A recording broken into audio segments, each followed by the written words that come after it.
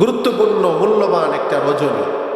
ফিতনার জমানা চলতেছে, তো এখন একদল লোক বার হইছে, তারা বলে ইসলামে শবে বরাত বলতে কিচ্ছু নাই। নাউজুবিল্লাহ বলেন। মোবাইলে, সোশ্যাল মিডিয়াতে, ইউটিউবে তো অনেকে এখন ইউটিউব দেখেন, দেখবেন এক শ্রেণীর মানুষ আমার চেয়ে সুন্দর টুপি দিয়ে, আমার চেয়ে লম্বা লম্বা দাড়ি, রুমাল ঝুলিয়ে, আরো সুন্দর নুরানি চেহারা নিয়ে বলতেছে ইসলামে শবে বরাত বলতে কিছু নেই, শবে বরাত হলো বেদাত, শবে বরাত এটা পালনীয় কিছুই না, এটা থেকে বিরত থাকা। বলি নাউজুবিল্লাহ।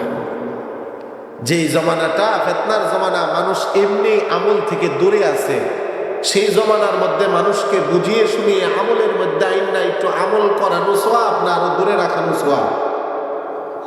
করানো সোয়াব। বলে দিচ্ছে যে শবে বরাত কোরআন হাদিসে কিছু কোনো জায়গায় নেই। হ্যাঁ, সব এটা অর্থ হলো রাত, এটা ফার্সি শব্দ। বারাত এটাও ফার্সি শব্দ, অর্থ হলো মুক্তি। শবে বরাত মানে মুক্তির রজনী। শবে বরাত এই শব্দ কোরআন শরীফে নেই, শবে বরাত এটা হাদিসে নেই। তবে হাদিসের মধ্যে আসছে লাইলাতুল, কোরআনে আসছে লাইলাতুল মুবারাকা, হাদিসের মধ্যে আসছে লাইলাতুল নিসফি মিন শাবান। কেননা কোরআন হাদিস ফার্সি ভাষায় না, কোরআন হাদিস আরবি ভাষায়। যারা বুঝে না, আরবি সম্পর্কে অবগত না, মূর্খরা, তারাই বলে শবে বরাত বেদাত। ঠিক কিনা?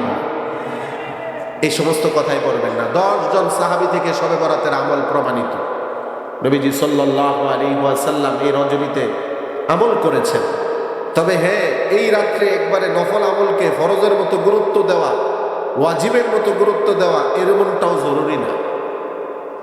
নবীজি সাল্লাল্লাহু আলাইহি ওয়াসাল্লাম এই লাইলাতুল নিসফি মিন শাবানে সারা রাত ইবাদত করেছেন।